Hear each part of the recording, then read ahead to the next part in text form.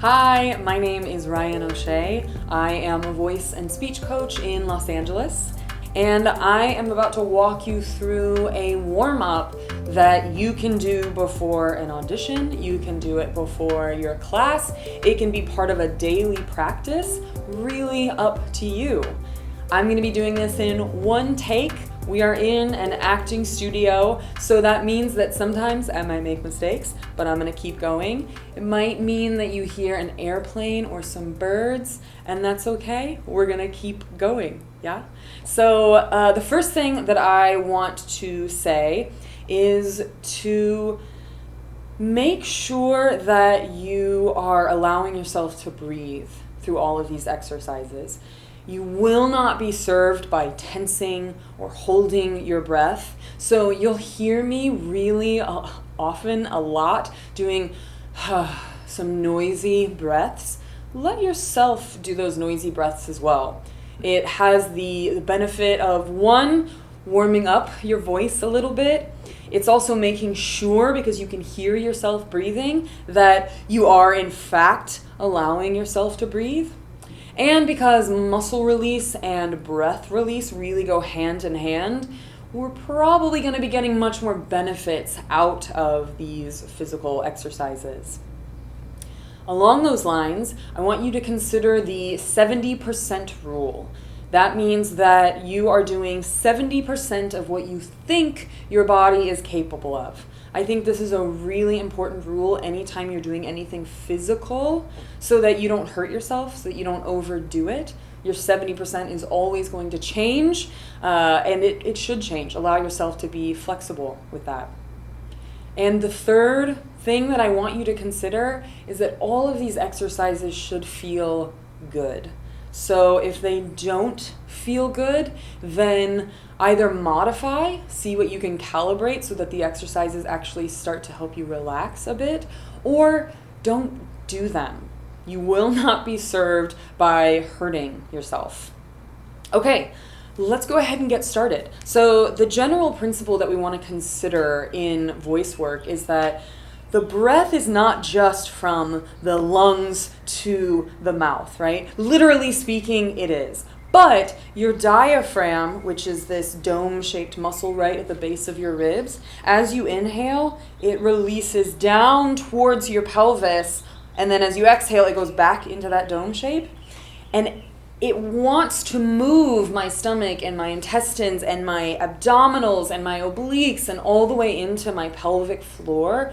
All of that wants to be moved. So we really want to warm up the whole body so that I've got as much breath capacity as possible. So to make this really simple for yourselves, we're going to start working our way up from the bottom to the top. First thing we're going to do is some ankle rolls. So this is just turning the ankles, and again, I'm going to model really good work of allowing myself to sigh out, change directions at some point. Let that go. Feel the difference between your two sides, and then ankle rolls on the opposite foot. I also find it really useful that I'm changing directions, that even though I'm initiating this movement from my ankle, if I bring my hand up to my hip, I feel this is really a full leg release. That kind of mapping is really useful for remembering that, oh, my legs are all the way here into my feet. The next thing we're going to do is knee circles. So bringing your feet so that they're right on top of each other, hands on your knees, come into a little bit of a squat, and then we're just going to do circles with the knees. And again, we're going to change directions, so those circles are now going counterclockwise. Great. And then I'm going to let that go, really just shaking out as it feels good. Next, we're going to work the hips. So I'm bringing my hands onto the back of my pelvis, really on my tailbone, maybe kind of on my butt. Hands on the back of your pelvis, and Make sure that you've got a little bit of give to your knees. Locking your knees is never useful, but especially in this exercise. So hands on the back of your pelvis, and then you're going to do circles forward and backward. And you might even, especially if you want to make sure that you're allowing yourself to breathe, at least initially you could like inhale as you go forward, exhale as you go back, just as a way of really making sure that you're finding release through this. And I'm going to change directions.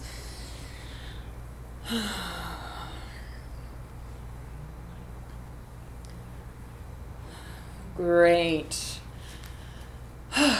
So, next thing that we're going to do is a spinal roll down. So your spine begins right in between your ears, the back of your head, but the in between your ears is a good mapping place for that.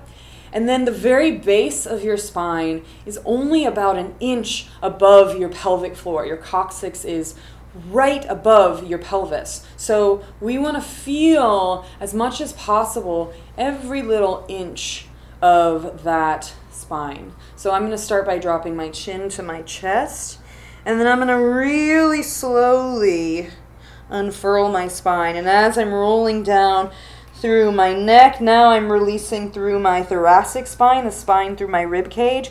My arms are just hanging. My rib cage is starting to release down.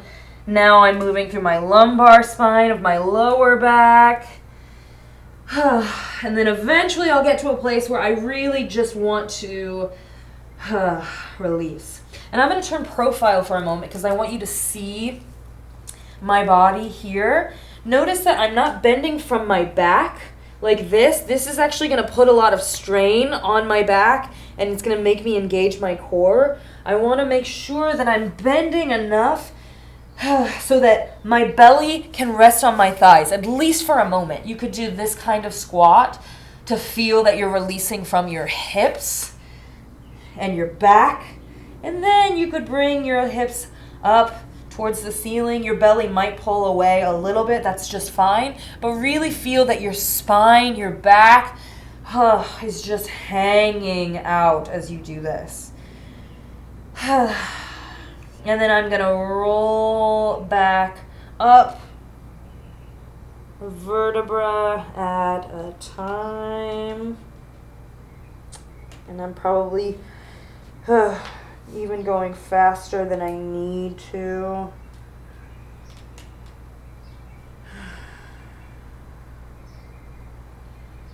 And I want to feel that my whole torso comes upright. My chin is staying resting on my chest. And then once my torso comes upright, then I feel that I can unfurl my neck spine. And I think it's really useful. This is also a way of practicing presence. But once I come upright, to take a moment to transition to being upright again, to let myself see the space.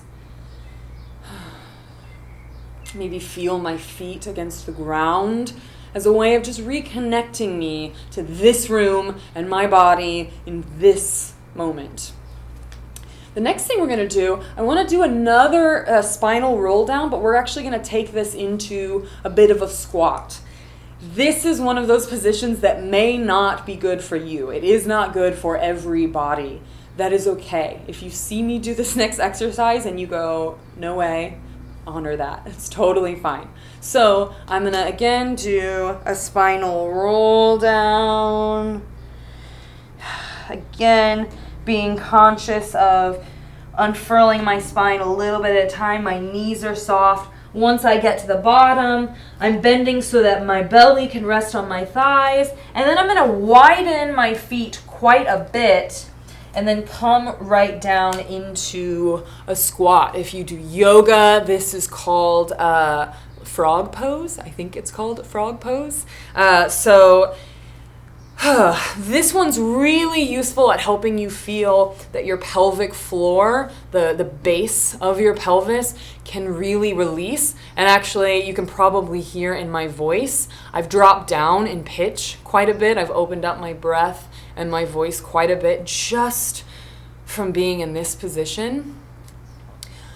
I also want to feel that I can breathe into my lower back here. A lot of us are really only thinking about our front whenever we breathe, but our diaphragm is in our back as well. And the muscles below our back and our back ribs, those can also open. This is a great time to feel that. And then I'm gonna send my hips back up towards the ceiling, walking my feet back in. And then I'm gonna roll up a little bit at a time.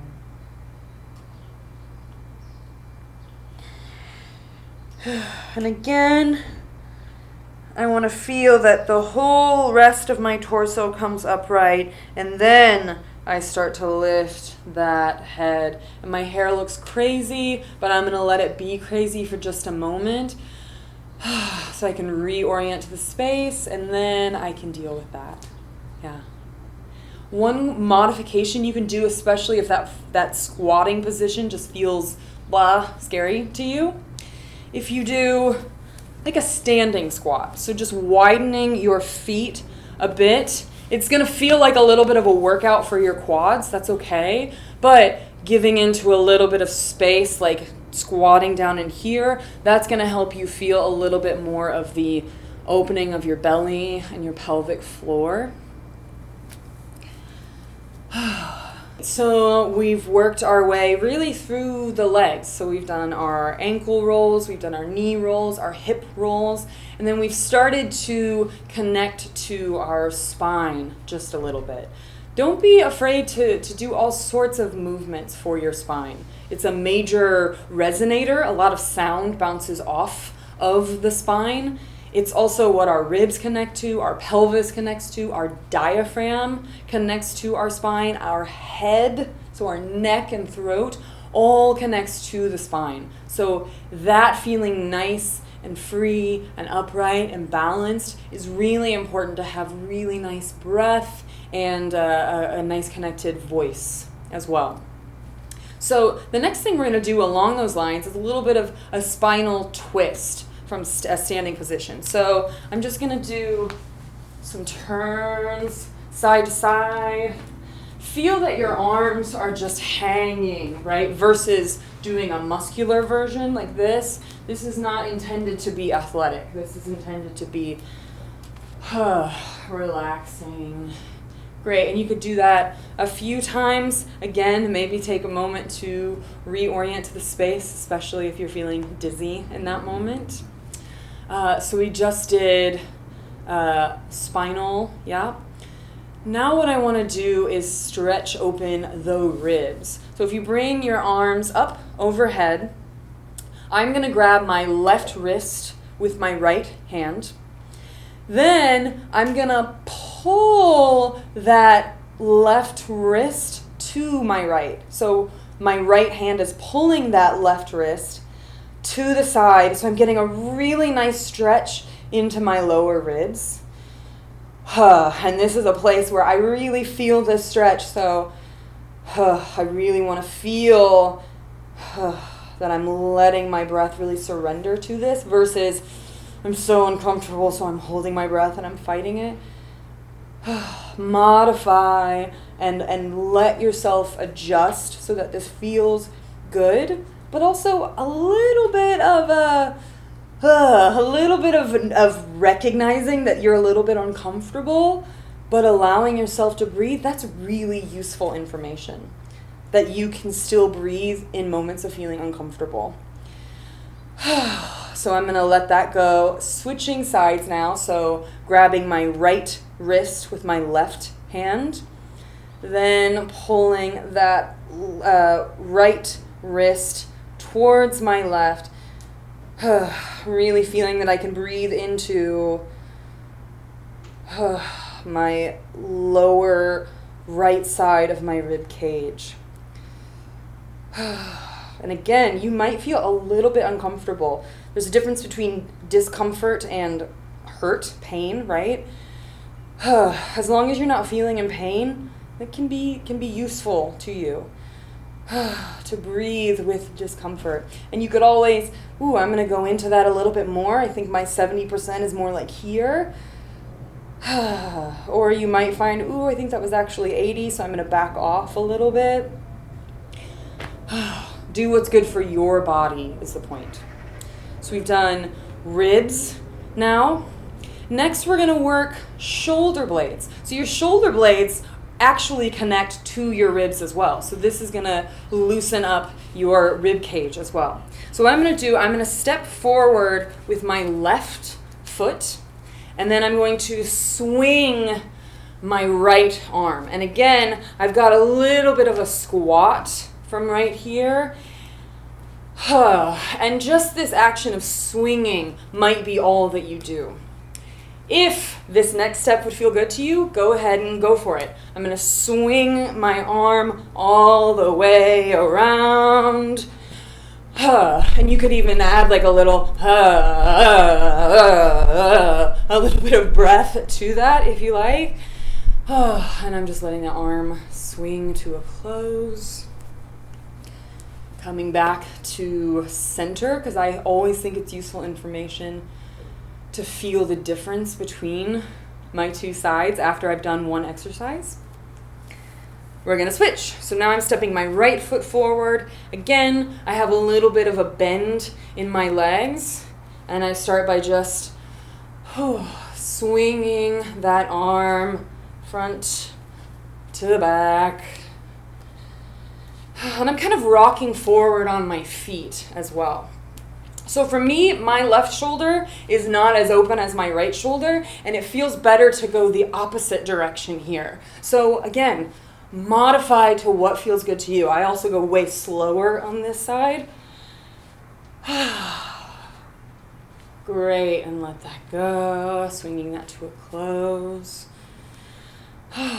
And once again, I'm just letting myself reorient to the space, taking in the room, the details that I'm seeing, the sounds that I'm hearing. I'm feeling my feet against the ground. Yeah.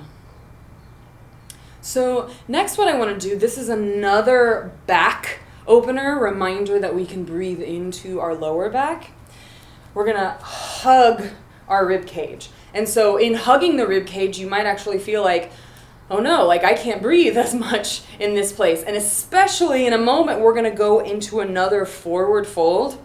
You won't be able to breathe as easily in the front of your ribs. It's kind of the point. It is the point. You won't be able to breathe through your belly very much, but you will be able to breathe through your back. So from this hugging position, I'm going to go ahead and go forward.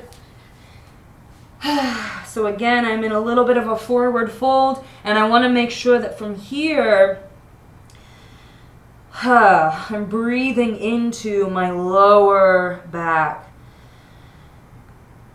And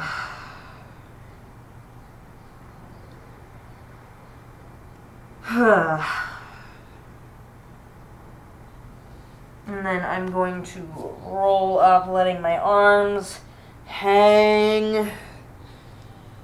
And this is energizing. I feel like, especially speaking at the same time that I'm doing this, I feel myself, I'm waking my body up. If you're not speaking, it'll probably just feel more like relaxing and energizing, but this is also really great for building your breath capacity, to feel that you can move and do things that are more physical, and allow yourself to breathe. That might be really useful to you, especially if you're a performer, especially if you're like a stage performer, by the way. Okay. So the next thing I want to do is work the neck just a little bit. So we already talked about the spine and the neck, right? What we're going to do now are just some stretches for the head and neck, mostly the neck. So start by just rolling your head side to side. And it's really important, notice my mouth is open, to let your jaw Just hang side to side. Then what I'm going to do, I'm going to bring my ear towards one shoulder. Again, mouth just hangs. And then whatever shoulder I'm facing, I'm just going to bring an arm up. There's an ice cream truck outside. And with this one, I feel a nice stretch down the right side of my neck because I'm facing my left. And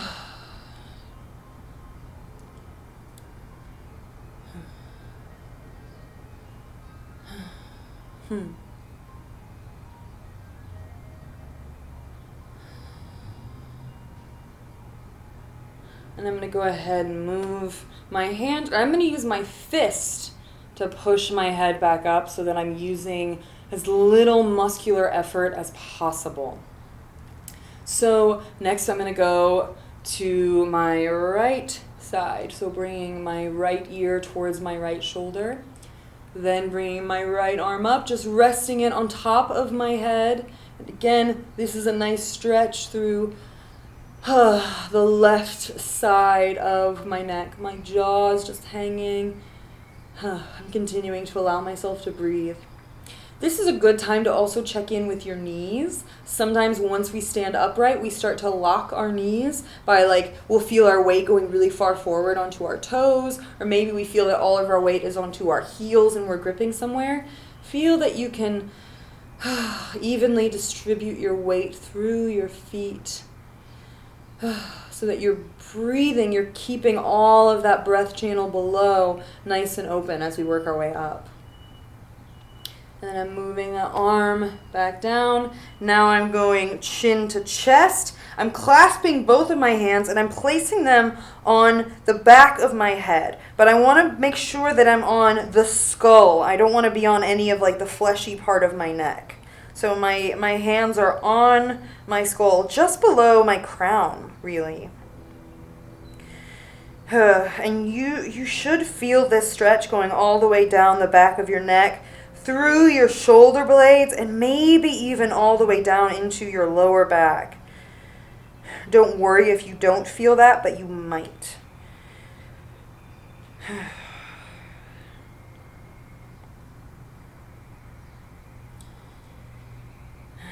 And then I'm going to move my hands, and again, I'm going to use a fist to push my head back upright. And I'm just going to do a little bit of moving my head gently right here just to feel some more mobility of my neck. Something to consider for stretches, a question that I get all of the time is, how long should I do these exercises? A principle, especially if we're talking about a stretch like the neck, is that you want to be in the stretch for at least 30 seconds. That's about how long it takes for your body to really surrender to that stretch and to really get the full benefits of that. But you can hang out longer if you like. If you're in one of the stretches like the forward fold or the frog pose, if you're in a position that does not feel as good, you might find that, okay, at least initially you don't spend as much time in that pose. That's okay. You might also find that noticing something in your body that does feel good or comfortable or calm while in a more stressful stretch position might help you hang out in that position a little bit longer. Something to consider. Okay. 3 more neck stretches. So now we're going to go 45 degrees just left of center, and then I'm going to drop my chin to my chest so that when my head is totally released, I'm looking down at my left foot. And again, I don't count how long I'm here. I just feel it out, but approximately 30 seconds. And so I'm looking at my left foot, so I'm feeling more of a stretch down the right side and back of my neck. And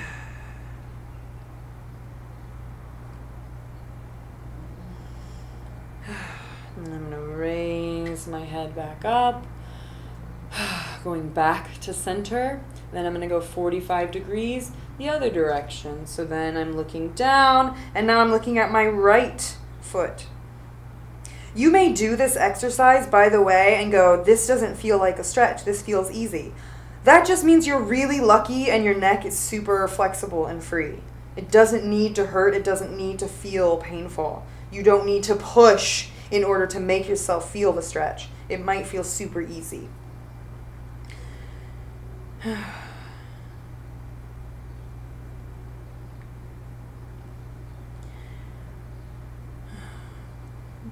And then I'm going to roll back up. So the last stretch is really one for the back of your neck. So I'm going to turn profile so that you can see this. So what I want to do here is feel that my head can drop all the way back. If that feels like a lot for your neck, or like it's not possible for your neck, you could do like a version where you create like a little basket with your hands. Like here, that's going to give you some of the benefits. Or this might be a good exercise to do on the floor, like put a pillow or drape over a ball, put a pillow in between your shoulder blades so that when you hang back, your head is resting on the ground, or you're on a big yoga ball, something like that, where you can feel release. Okay, so that is our full body warm-up, working from the feet all the way up through the neck. There's also some articulation stuff that you can do as well, but as far as getting our bodies ready to go, that's it.